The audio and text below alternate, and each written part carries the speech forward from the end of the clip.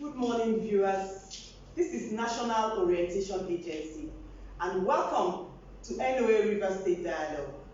On this forum, as part of our mandate, government policies, programs, and activities are communicated to citizens and feedback entertained in form of questions, comments, and suggestions.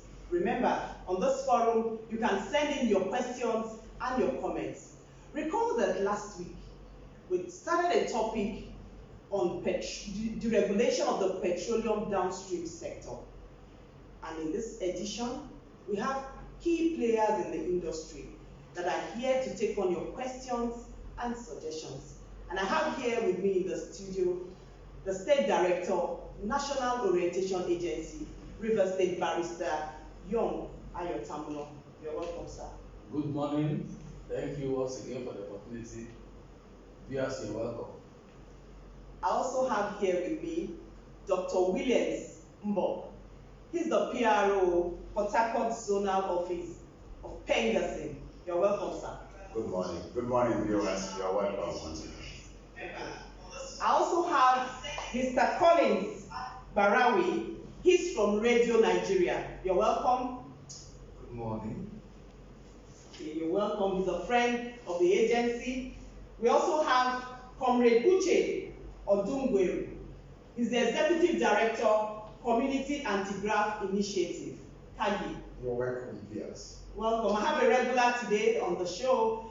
He's Mr. Ellis Inriadapa. He's the Deputy Director, Programs. Good morning, viewers, and welcome to our program.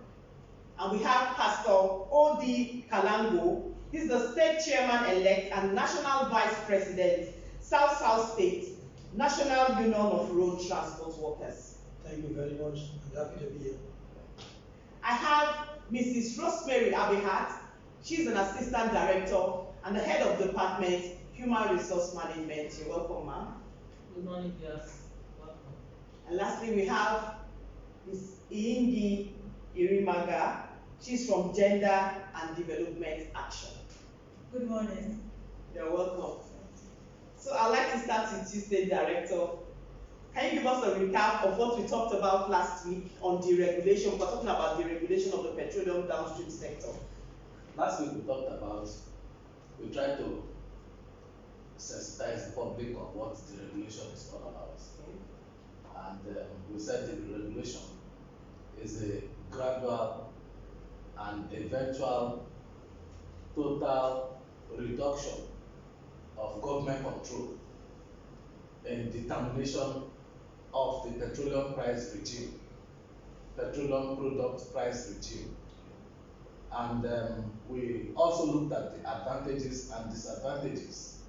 And we also tried to look at the possibilities that avail us in terms of infrastructure. Is it possible for government to remain there as a key player in the industry? Or is it not possible? Is it possible for us to bring in the private sector at this point in time? Is there an enabling environment? Are there things that we need to do before we get to that stage? So ultimately, we had a consensus that the regulation on its own, that it is a good policy for the industry and that this is the right time for us to deregulate the industry, and that ultimately it will be of great benefits to the entire, not just the economy, but also for the citizens. Okay, so we talked about, last week we talked about some of the advantages, like you have also mentioned that there's be of great benefit to the people. Can you give us some of them? Yes, we said one major benefit is that there is the opportunity for more players to join, the petroleum industry. Okay. We also said that there will be competition, and when there is competition, that there will be innovations that will eventually lead to the reduction of prices. We also talked about the issue of this competition, that certainly there will be more employment for the people because more people will enter. There will be more employment for the people. We further looked at the fact that eventually that we will also see that currently being a low capacity in terms of technology in that sector. Okay. That if we deregulate and we allow more players with the values that are in the private sector and more people entering, that we can even revolutionize the technology in that sector. Okay. So quite a number of advantages that we looked at. Coming to Dr. Mbok, what is Benga's position in this? Well, I will tell you categorically that Pegasan is not against deregulation. Okay. But we have some concerns, as it were, as far as deregulation is concerned. The question is, one, you cannot deregulate what you don't produce. Okay. What you don't produce, you don't have power or control over the pricing, which is very key. Look at it this way. If you say you deregulate, the question is, what are you deregulating? The people are the same way they are bringing this product outside the country. They are bringing it to the same wharf. They are buying it at the same value they are bringing it here. So the pricing, more or less, is still going to be the same. Okay. But in our own way, as Pengasan, what we are saying is this. Get some of this product also produced in country. Okay. When we have them in country, then you can now open up the market and let the market forces start driving itself. Okay. But when it is every product, for instance, from let's say all the tomato is coming from north to River State, and you say I want to stay in River State and regulate the price, how will you achieve that? Because there is nothing that is countering the pricing that is coming from outside. So something must be in your own state, in your own domain, like in, for instance, River State that we are now, to counter that pricing so that when they bring it, what is being brought is coming as a supplement, more or less, or as a buffer to what we have on our own. And that's why we have always said to government, yes, we want to deregulate, however, make the refinery to work. The refinery will act as a counter. How will this refinery work? And we have told them clearly, government as of today, you are running the LNG. It's you that is running that facility. How are you running it? It's a partnership. Government has 49% as we speak, while the private sectors have 51%. And everybody comes together and put people at different stages. As of today, since the inception of LNG, it has always been Shell that have been producing the MD. NNPC also come and produce some people, and the Managerial production, Total, and all that. That means every other person, or if you want to bring any other product, or anybody that wants to go into that venture knows that come, there is something on ground already. And that is with the same model we say extend to the refineries. When the 4 refineries we have in the country are working, Dangote is going to give us 121, 2022. And when you combine all those ones and put them together, you discover that whoever that decides to import, to make up for the consumption that we are currently consuming in Nigeria, you will now begin to play with market forces. Not the one that is the same direction, is the same way that things are coming in and you are saying you want to deregulate. You find it very difficult to achieve that. That might be opening up an avenue for people, even the private sector, to have monopoly. Absolutely, that is what we are saying. Look at it now. When they took up their hand from AGO, when they took up their hand from AGO, go and check the history, make a graph. Has the pricing of the AGO actually come down? No, because it is still coming from one source outside the country. So you cannot say you want to deregulate that. It's good to have the policies. It's good to put them together. Also, you have to also come to a point of saying, okay, apart from the enabling environment, what do I also do to stay on top of this market? So that the common man, let's not lose the fact that everyone, whatever we are doing, government policy or private sector should be that the common man is not dead in terms of getting this product. We should also still breathe. That is what Pegasan is saying. Okay. You know, this deregulation worked in the communication sector. Yes. You know? So what is the difference here now? Good. You know, it's worked in the communication sector. I think the difference here is the complete, if you look at the communication sector, there was at some point a total divestment, that's on the part of government, Okay. in that sector. Okay. In NITEL, when we talk about telecommunications, you know that government's control over NITEL. Okay. And after NITEL, there are some other governments,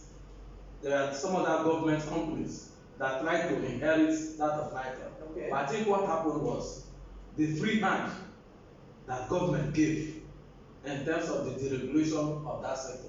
Okay. Now, that is where what he is saying, what the Bengasin PRO said just a few minutes back, that is where it's a bit agitating.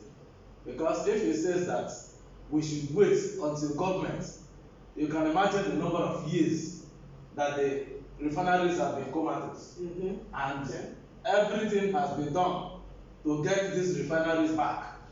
You can look at the money that is invested in that sector in the process of either importation or subsidization of petroleum and so on. The bottom line there is that I don't think that government is good when it comes to business. Okay. And government has also come to realize the fact that it is not good in business. Yeah. And so the regulation is not a turnkey thing, it is a process. Just last week, we had what happened at Imo State. The what do they call it, modular refinery in Imo State. Okay. Before now, we have also heard of the Dangote refinery that is ongoing in Lagos, that is supposed to give us close to 300,000 barrels a day to refine about that quantity a day. I'm also aware that BUE is also doing that. And Ezekiel refinery in Bayelsa, they are all coming in. So more people are coming in. I think for some of us, government has to pull out substantially the way they did in NITEL, so that more people and encourage more people, create the enabling environment. Is it possible for you to give loan for those who are already there? Is it even possible for some people, principals and some of these unions that have been there before now, that are major players in the industry? Is it possible for them to form themselves into cooperatives to get involved in artisanal refinery? So these are some of the things that we are looking at. And that factor of government, pulling back substantially in the telecom sector was what was responsible for the success of that sector. Yeah. Let me take him on that, Okay. what he just said in the telecom Said government sector. should pull out. Yes, Yeah. now he will remember, all of us are in this country. When we had MTN, we had Econet, Yes. they came. Yeah. These were foreign companies that took over this. And what did they tell us? It is not possible to have a second billing.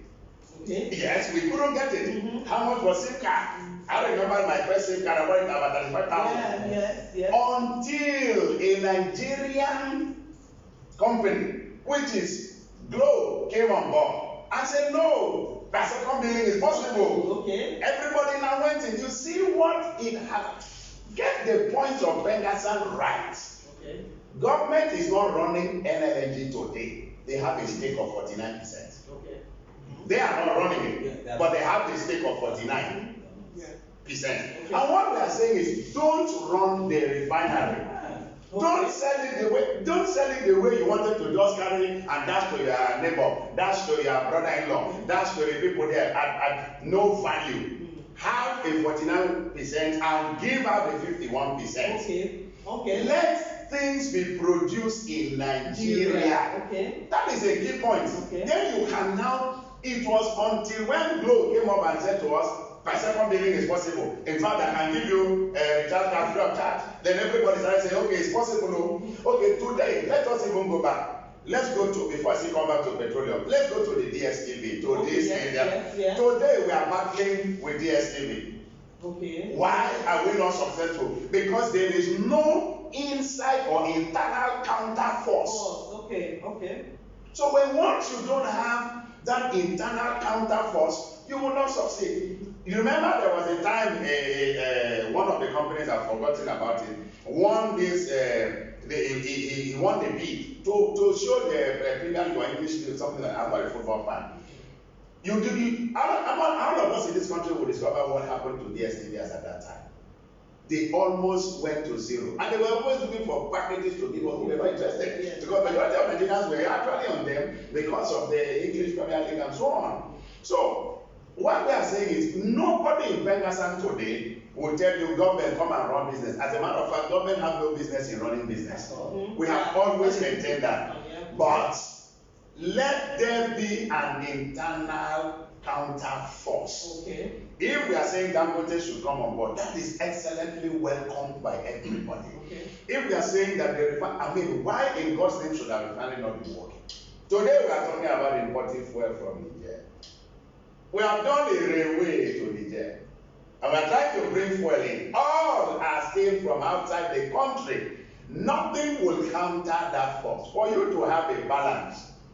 That is why it's very, very difficult for you to have a single home. Only a father or only a mother raising children. But when the mother is giving from the left and the father is giving from the right, the child in the middle, there is a center, there is a counter force from both ends and the child moves forward. Yeah. But when you meet only the mother, the child will go either to the left, or only the father, the child will run the children to the right. There is no counter force to the child in the center. And that is what we are saying in Pengassan. Create that internal production. Okay.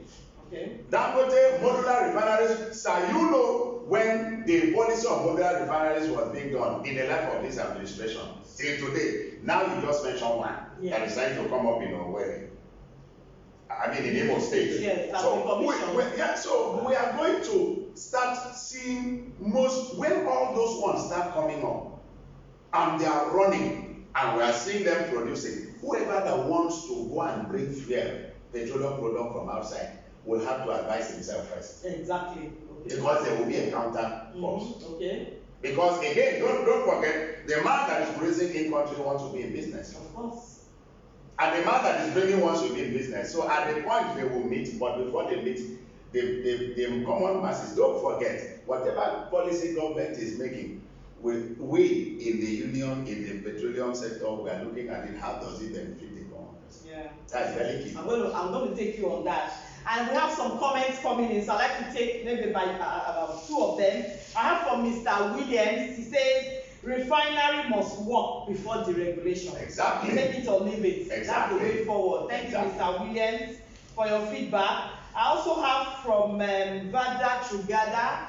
He said there is a need for sincerity on the part of government on this deregulation issue. The same gospel was preached when NEPA and PHCN was to be unbundled. What is the power situation in the country today? We're going to talk. You have something to say on that. Okay. So he said, deregulate the petroleum sector if you must, but don't leave the masses at the mercy of profiteers and sharers. You know, that's what we're trying to say. That's what I'm saying. You know, okay, so let's have your take on that. That is, it is very simple. Okay. If me and you are those that are bringing this product in, we can always collude and determine whatever is being sold out there. We can all, as far as I'm concerned, that's not the regulation. We are still having a monopoly of that market. Okay. Because me and you can say, let us cause artificial scarcity. Okay. I'm not bringing it in. Remember the other time that, if you can remember, that the importers held this country to ransom. Okay. I said we're not bringing it in because subsidy are coming back. Okay. At that point now, everybody were running helter-skelter. The prices of petroleum products started increasing arbitrarily.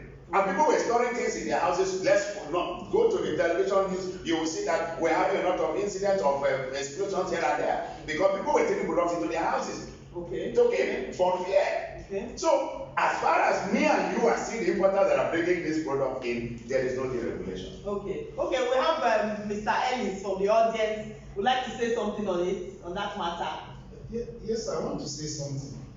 I think when we talk about deregulation, we are talking about opening up the markets. Okay. Not just opening up the market for people to import. Okay. We need to open up the market for our people to also invest in the markets. Okay. People should invest, not just opening the market so that people will import from outside. Take an example, what is happening, like the examples you made here, you say you're going to talk on it, about the telecom. Initially, I know that initially it's going to be tough. It's going to be tough. Yeah. But now you look at the Nigerian situation, look at the COVID-19 and the impact on the people. The impact. Nigeria is in recession now. Nigeria don't have money. I know that some persons have not been paid. Some federal civil servants now, people that collect salary maybe 26, 27. So this will tell you, that all is not well. There is need for the government to deregulate. We are talking about gradual deregulation. That's if I understand you, gradual deregulation. That government should start producing fuel and all that. We learned that the NNPC, that the government is going to turn around the NNPC, and it will take about 2 years. I don't know that, right? 2 years for NNPC to produce again. Are we going to wait for 2 years before we start talking about deregulation? My answer is no. We should try now. Deregulation means removing most of those laws that impede investors. Okay. If we remove these laws, not just importing, people should be encouraged, Nigeria should be encouraged to also produce fuel here. Okay. It's not going to be very difficult. We know that the masses, I'm part of the masses will definitely suffer. That is why, like what the government is doing now, I read the other day that the president has given directive for the immediate process will be put in place to give buses to organize labours and all that to ease the transport sector for the masses. I also heard that there is this auto gas scheme that will also give us alternative to fuel that people can actually drive with gas. It's a process. That's what I mean. It's a process. It's going to be gradual. So if people now drive with gas, we know we have plenty gas in this country. Okay. If people drive with gas, people looking for fuel will reduce. Okay. And definitely with time, it's going to drag down the prices of all these things. Okay. That is my opinion. And you also talk about modular refineries. Okay. That some have started working. Mm-hmm. We should push government to encourage people to go into it. Dangote will soon come on. We should encourage almost all the states, and especially South states that produce oil, to do even if 10,000 barrels per day and all that. It will also help, so that people will be discouraged from even importing this oil from outside. Okay. I think that is my opinion. Okay, I'd like to take one more comment. I have from Chizi Amadi.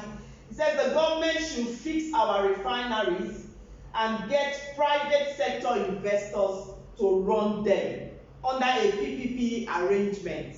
And that's what the Pengasin doctor here, Dr. Mbok, is stressing. He says, I agree with the Pengasin man. Thank you very much, Mr. Chizi Amadi. I also have from Margaret Banigo. She says deregulation and privatization is necessary to activate the economy. From Blessing Jumbo says the issue of deregulation cannot be overemphasized. Government should take the bull by the horn and do the needful about our refineries. Everybody is saying the same thing. Everybody seems to be in support of the doctor. Yes. That government has to start the process. Our refineries have to come up again. Government has already started the process. Okay. Okay. Has government not started the process? I'm sure that because this discussion today is actually for a feedback. Yes, exactly. From the public. Public, yes. So I would even prefer for our audience to make some of this contribution. But let me say it very clearly that government has started the process. Okay. When we begin to talk, it's as if government participation in that sector will magically transform the deregulation process. Let's take the industries as we are here in River State. Look at NAFCON. Okay. Look at NAFCON. NAFCON was doing well at some point. Government interest, in fact, there was to some extent a politicization of everything about that industry. At some point, so much interference from government, and it got to a point where the industry, that's the company, started coming down. That's the fertilizer company, the National Fertilizer Company of Nigeria. They started coming down. And government took the right decision to allow private participation in that industry and sold the majority of the shares on public shareholding. Okay. So people came into it, and today look at what has happened. Look at how that company is turned around. Okay. Today it is making profit. Profit. Go to Indorama here. That was the petrochemical company. Mm-hmm. Yes. The same thing. Government was managing it. At some point, petrochemical started coming down, and government had to give it out to a private company, Indorama. Okay. Today, if you go there at any point in time, you will see that lorries and trailers are coming out with products. Okay. And you find petroleum products, that is plastics and other products. You find them in the market. They are available. So that is what we are saying. We are not saying that government participation is not necessary. What we are saying is the role of government should not be pushed completely into business. Government can provide the enabling environment. For instance, part of the issue that we have about the regulation, some industry players are saying that, okay, you are deregulating. Where is the law? Okay. Where is the law backing up this current deregulation policy? Okay. Let it not be that it becomes a political tool very close to election. I had all those arguments. Very close to election, you say we are reversing to the former rights. Right. That there has to be clearly, let us have laws that will govern the regulation so that there is no going back on it. Wherever we are, we know that we are backed up by laws. We cannot just breach the protocol. Okay. We cannot just breach the process so that everybody is satisfied and regulated by law. Okay. But I think there are other key players. Yes, before you comment, Dr. Umbo, I'd like to hear from Pastor Kalango because he is representing the National Union of Road Transport Workers. What is your feedback on this? The simple thing is that already the government made an announcement concerning their conversion from fuel to gas vehicles. If the government were to do that, once there are competitions, all right, we have millions of vehicles, and they said the target of 1 million vehicles, they will convert at 250,000 and they bear the cost. Mm-hmm. If they do that, so many vehicles should go to gas. Gas has been flared for the past 50 years or more in Nigeria. Burnt away. Money of the country burnt away by oil companies. But now they have seen the necessity of the gas facility for running vehicles. Okay. Okay. So if they can do that, there will be diversification. Okay.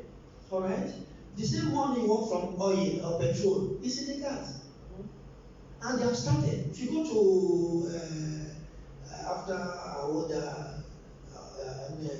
Moha, to Rumunchi, after Rumunchi, you see gas company by an individual. Okay. Okay. And it's going to serve so many facilities. They are having enough trucks to supply and open up more stations. Okay. And so vehicular movement will be easy with the gas vehicles. Okay. Okay. All right. So if they can do that, say petrol will be a thing of the past. Okay. Okay. They can now export the quantity they can export, and they can now service Nigeria with the gas to about 50% of the vehicles. Then 50% can go for fuel. Okay. Then the price will come down. Okay. Nobody will tell us to be deregulated when there is competition and it's privatized. And once you deregulate, the government should not be involved. Once they are deregulated, allow market forces to play. Yes. Okay. Okay. And that is the only thing. Once that is done, we will be able to come out from this importation of fuel. If I say disgrace to this country, that what we are producing, we are importing. Okay. You understand me? For how many years? Not one government, and not to one government, no. But how did this importation of fuel come up to this country? That we can go to the Niger Republic to import to bring in 15,000 barrels from Niger refinery. Okay. Imagine. 15,000. Okay. That's why I'm going to draw pipeline to the Niger Republic, rail line to the Niger Republic, 15,000 barrels. Okay. So it's a very, very pathetic Thank you, issue. Pastor Thank you very Kala. much. I'd like to come back to you, Dr. Obo. You see, Yeah. it's very amazing when we talk about Nigerian government. We want to bring in LPG. So I've heard that. We are making plans to bring in LPG. I've heard that. Dangote is coming out. Yeah. The question now, in your own mind, should be, why are you now doing railway to Niger? Why are you signing up this agreement for petroleum product to come from Niger? If sincerely what you're putting up in country was something that would take off. See, we have seen this country, the government, and try to do things, and people try to rush into it. At the end of the day, everything goes dead. I agree with the director. Okay. Government should not run the business. That's all what we are saying here. Okay. But before you pull out, it is established that any business that government wants to run is always a disaster. Look at it, for instance, in power generation. Okay. You have privatized GenCos, you have privatized Discos, and you sat down in the middle as a man that is holding the transmission. So the generators are generating it, the distributors are ready to distribute, but government that is holding the transmission cannot function in transmission. Okay. So the thing cannot leave the point of production to the end users because you are in the middle. Okay. Okay. And then you are struggling. So what we are saying, that is where we now say that the power sector is faulty. Get your hand out. Okay. Okay. You see what I'm saying, sir? Before, what we are now saying in this one, get the Benderson position very clear. Don't tell me I'm deregulating when there is no counter force to what is coming from outside the country. I quite agree with LPG, and I pray it works out. The 250,000 that they say they want to do for the first 1 million cars, of course, your guess is as good as mine. All those cars, until you go to take 1 million, we have finished spending we have done the first 1 million, and every other person here and you that will go there and spend your money. And that is true. Yes. Maybe I will be able to afford it, but how many Nigerians will be able to afford 200? And that brings me to the question I want to ask you, because as a union, I believe you are fighting for the interests of the people. Absolutely. Okay, so how is this deregulation going to affect the microeconomy? Now, I love that question. Now, if government is going to come up and say, we put modular refineries we talked about like 5 years ago. But this one was commissioned. Yes, and I thank God for that. Recently, and many more are coming up. Now, even the boys that were doing this in the creek said, we are ready to embrace that modular refinery. Okay. It was said, there is nobody in Nigeria that will say they didn't hear them. We are ready to embrace it. But the issue now will come to the point of how do we even get this product, for instance, from Escravos down to the refinery and all that, because all the pipelines have been perforated along the way.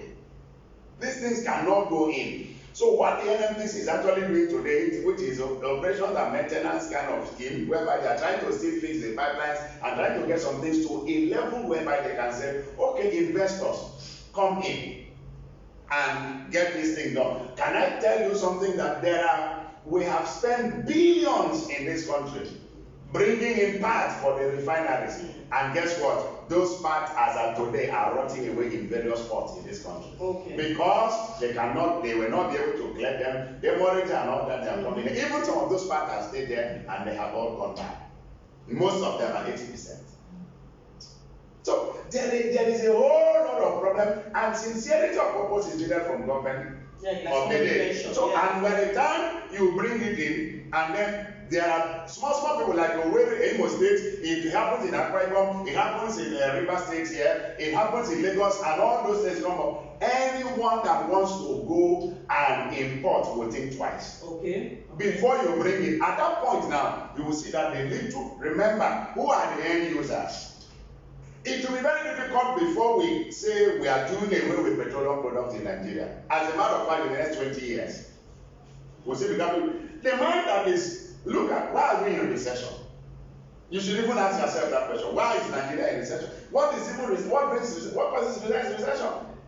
The amount of money that you circulate around and the the things that you produce. Okay. So what are we producing in the country? We don't have what we are producing. Everything is being brought in. So who is affected? The man that is using petrol to run the tire, the pump to pump my tire by the roadside. The man that is doing backing that is using that, will he now go and start saying he wants to use LPG to do that? So there are some people that will still depend on it. But if you see that Nigeria internally we are generating and then it's coming up there, the pricing, because everybody will want to have customer. Take for instance, you go to market, this is the whole line that they are selling pepper. A woman that is giving you today and gives you one bucket, 500 naira, will want to carry like half of the bucket and out to you as jara, so that tomorrow you will do what? You will come back. Okay. That is the truth. Okay, thank you, doctor. I'd like to hear from Kagi.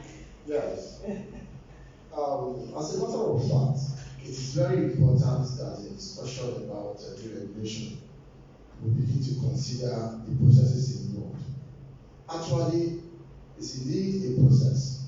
Okay. It's not something you can achieve at one go. Okay. Fuel prices deregulation is part and parcel of deregulation we're talking about in the sector. Okay. So you cannot just jump from the necessary processes, the infrastructural development that are necessary for this program for the fuel price to be cut or to be at a competitive level where consumers, end users can be able to afford them. You can't just jump from the processes. We need the model refineries to be in place, and the government has opened up that channel.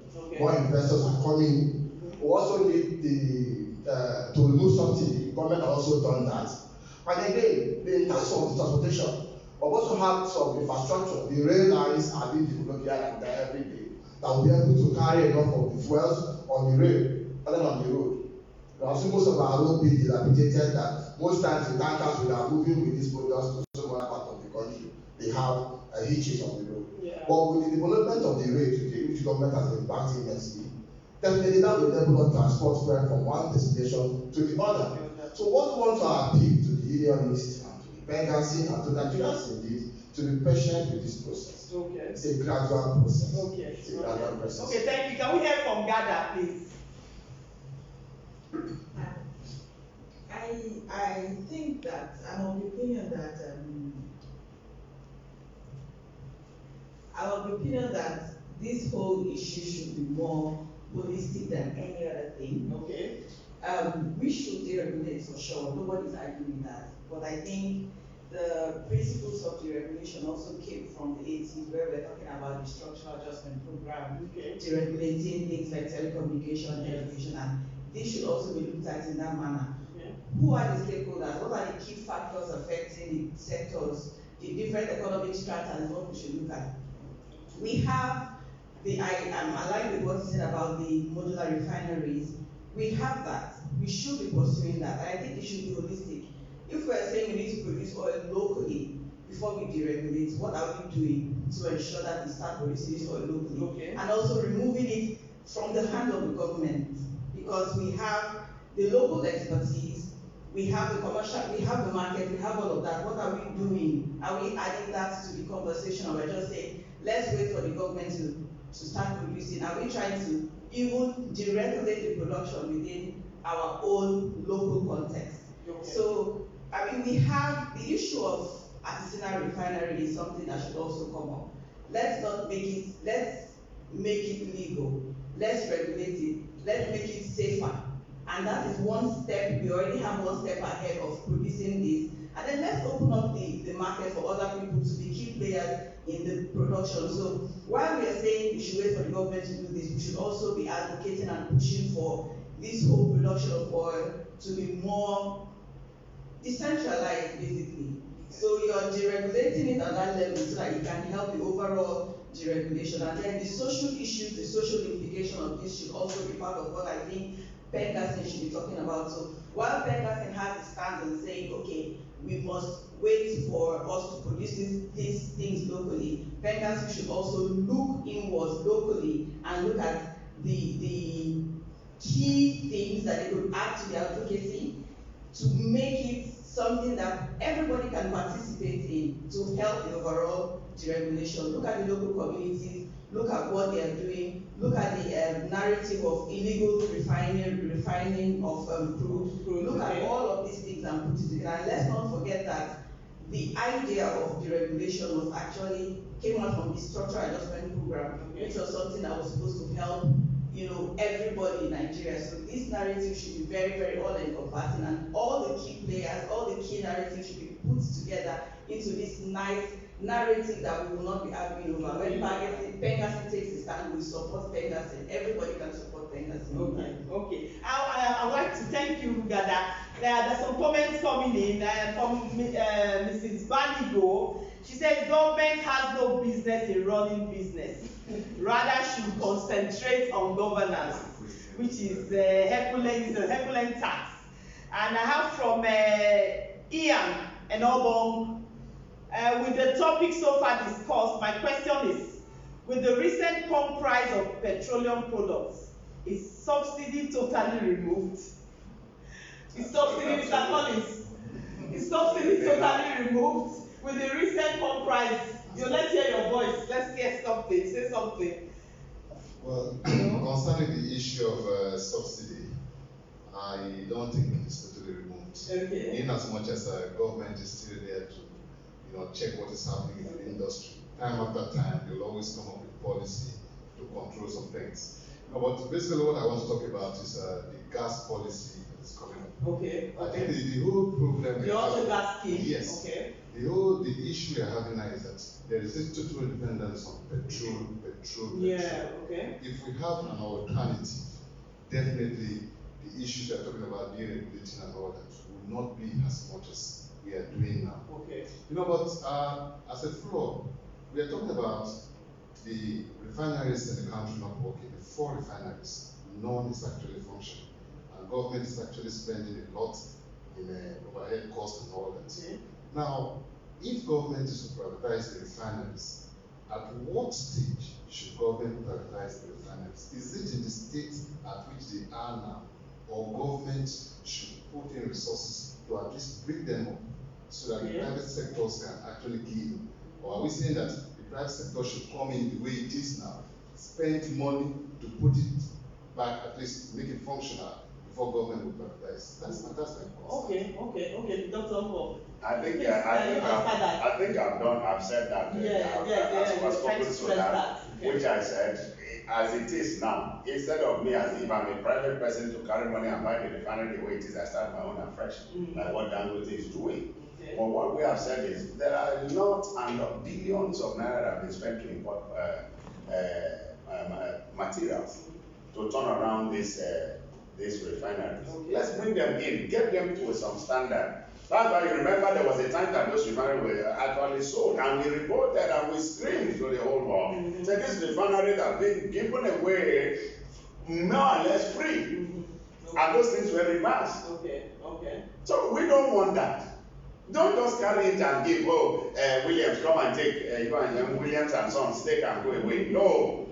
Government still have their 49%. We look at what point are we starting? Like what the NNPC are doing right now, it's quite welcome by us. Okay. The operational maintenance that is currently ongoing, okay. Let's get them to some appreciable level. And we are saying when you get it done, push it up. Okay, the question you should ask is, why did government get it right with NLH?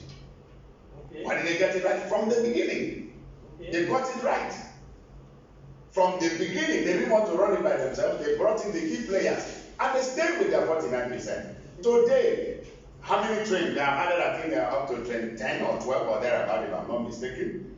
And they still, where did they start? They started with about, I think 5 trains or thereabout. Okay. Now it's growing. That is business expanding. Okay. So that is exactly what we are saying. Okay. Because right now, from what you asked, the question that person asked and said, with the current increases, government is not doing a regulated deregulation. I have said that here before. In that I'm just sitting down there to say today, pump price is 110 naira. And the next day I wake up and then somebody have cried to me and say, okay, we didn't bring this thing in well though, and the price is harming us, okay, make it 150. The next day I wake up and say, okay, make it 170, okay, drop it to 110. That is just regulated deregulation, which is not doing anything to us. Okay. So it doesn't make any sense. All what we are saying is, If you want to get your hand out, get your hand out. But most importantly, and people must be able to appreciate this fact. If you say government, just go and put laws in place now and walk away, people can import and bring it in. I bet you, I guarantee you, if Dangote takes off now, even Dangote refinery in country takes off now, and government say, I want to fully deregulate, the prices will control itself. Yeah. Because there's something to, 200,000 barrels of refining a day. It's not if you put the one you have in Kaduna is giving us 120,000. You do the one in Port Harcourt, it's 110. Put two of them together, it's 230. That's what you're supposed to do. Okay. So if Dangote alone comes in and pumping that much into the system, how many liters of petrol, let's say PMS, are we using in a day? About 2 million. So if that now comes in, you now discover that, hey, everybody will begin to be mindful. Yeah. I am not saying it's good for us to come here today and say, oh, we better go for alternatives. That's fantastic to say. But in the government that we have today, with the recession that we find ourselves, all the things that we are talking about, oh, we are going to do this, all are on paper. Let them tell me the LPG plants, which one have started? Who have you given money? If I was to be in government, I would say, I think they have zoned where those LPG plants would be. They have zoned it all around all the country. Okay. I will come and say, okay, Williams, Mbuk and Sons, they are the ones that government have given 51% to do the one in this South or wherever it is. The whole people will know, and they will come to me and say, okay, what is holding you from starting? So government has come clean. And the man comes and says, this is what I spent, and then we all know it. Like the same thing we are saying, there was a time we used to see local government have their being funded directly from the federal government. We could walk to our local government secretariat and ask the local government, what are you doing with that money? Okay. It was very easy. So before government go, which is what we want them to do. Okay. We are not saying stay and run the business. Let internal force, deregulation. I remember the telecom sector. Until Globe came, we didn't know there was something called per second billing. Today, DSTV is doing per second pay as you view in South Africa. They are doing it, I think in Tanzania also. About 3 or 4 countries, they are doing pay as you view. So what is now making them to keep on saying it is difficult to do in Nigeria? Because there is no counter force. If there is a counter market here, somebody just will come and say, I can do. Okay, TSTV came up and they're still trying to come up and say, we will do pay as you view. What did DSTV do to us? Started giving some channels free. You see what? They have not even come up yet. But they just say, we will do it. And you will see the effect. But if you don't have anything in country, it will still be the same story. Yeah. Okay, so let's hear from Mrs. Abihat, please. My own contribution is on this LPG gas. Okay. The government should try and control where they site these gas plants. Okay. Because if you go to some residential area and you see LPG gas plant sited immediately in residential areas, it's not good enough. Okay. Because if there is a fire now or there's any danger, it will affect everybody living around that place. Yeah. And this has to do with gas and it's very dangerous. So the government should control it. Okay. They should have a site where they give to these people that want to go into such business. Okay. Thank you. Okay, thank you, Mrs. Abihat. Some comments are coming in. Let me quickly take them. I hope from Ifoma Obele, I hope the final consumers of petroleum products will feel the impact of deregulation. It should not be like power holding, which we have not felt, where we have not felt the impact. How are we sure of the free market playing? We're going to handle that. So let's listen to all the comments. I also have from Ian, because deregulation and privatization have to do with price determination and competition. I didn't really get that, the industry. And we have from Dr. Prince Wobo. He says everything boils down for the government to have the willpower to implement whatever policy it deems necessary that will impact on her people positively. I think the government has, really wants the prices of these products to come down. You know, for the benefit of the, like I told you, what's the impact on the common man? The woman, there's no power, and then the little the woman at the side corner that goes to buy fuel to run the small generator, or to even kerosene, and it's not also available to put in a lantern in order for her to see at night, you know, and all that. So we also have from Blessing Jumbo, we say we need to create more awareness about the regulation and get strong institutions to embrace the issue. You know, that's basically what we're trying to do here. Get people to embrace this regulation. Thank you, all your comments and all that, concerning this, trying to say that the government needs to start something. Before you totally remove your hand, there should be something on ground, to for this. But then, one last word for the people. One last word. Well, my last word for the people is that we should do all we can to support this deregulation. The government does not know it all. Yeah. And that is why this dialogue is important. Okay. It's part of the feedback to government. Yes. We have also had the suggestions that have been made here. And for the audience in this dialogue, you also notice that nobody has influenced what has been said here by anybody. So the feedback is given raw. What we are doing here is already in the global space. Yeah. So let us try as much as possible to be part of it. Government encourages people to be part of governance.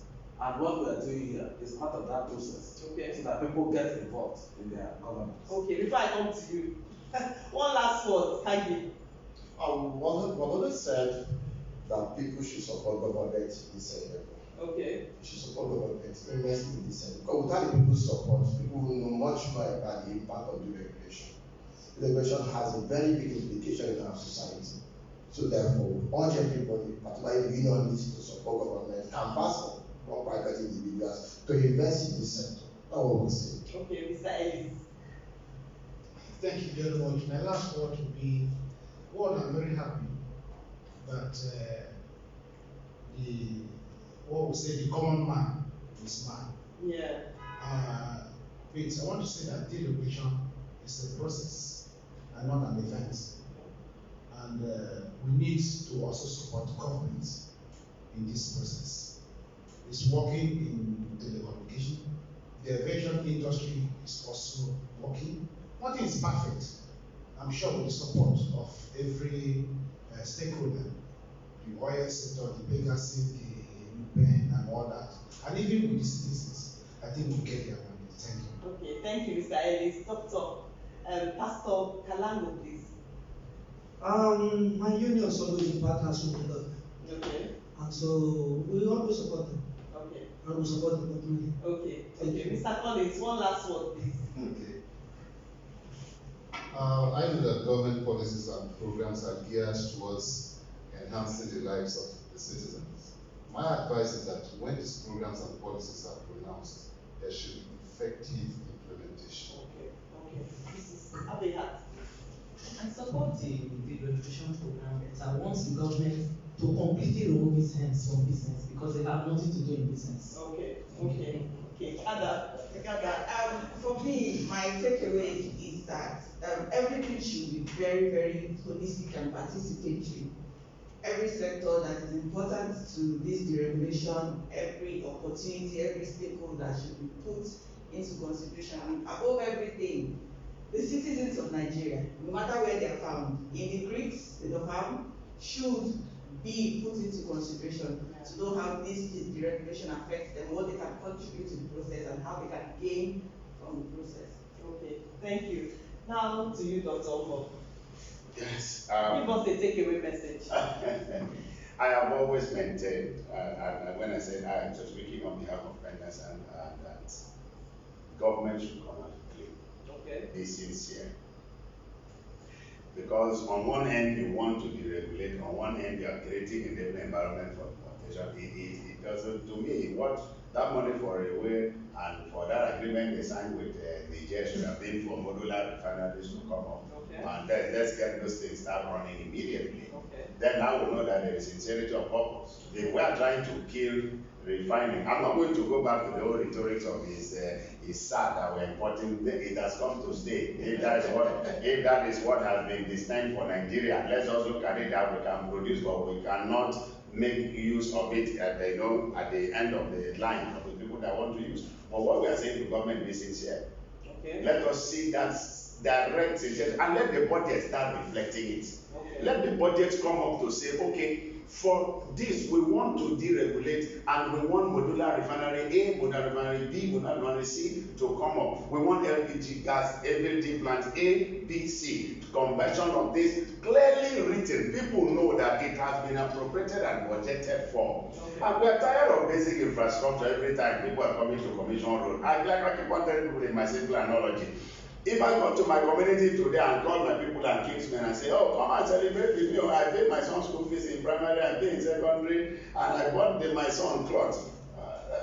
I'm not normal, because that is my duty. That is what I was supposed to do. So don't come and tell me you gave me road. That is why you are government. Don't come for me to clap for you on road. That is what is called basic infrastructure, the baseline that I should have from you. Okay. So start now to do things that will make me to start clapping for you, which is let us have this power. That the other day I was watching China. Of course, we can't compare ourselves with China, but then we see how to make reference once in a while. China now, because of the pollution nature, you could see that places are being made for people to go and charge cars. That's why they charge your cars and drive off. Yes. Reducing petrol.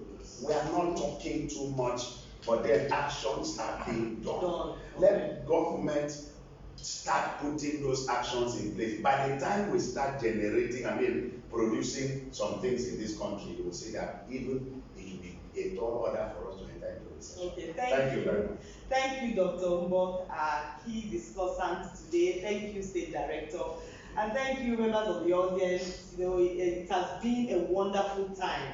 Recall that this is a special edition. That is why this program has lingered for about an hour now. I want to thank all the people, everyone that has sent in their feedback, the questions, comments, and suggestions. This program continues next Friday, same time, 11 a.m.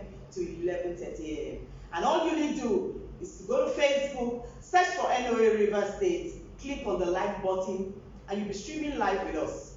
Keep a date with us next week. Remember, coronavirus is still around. So stay safe, take responsibility for your actions.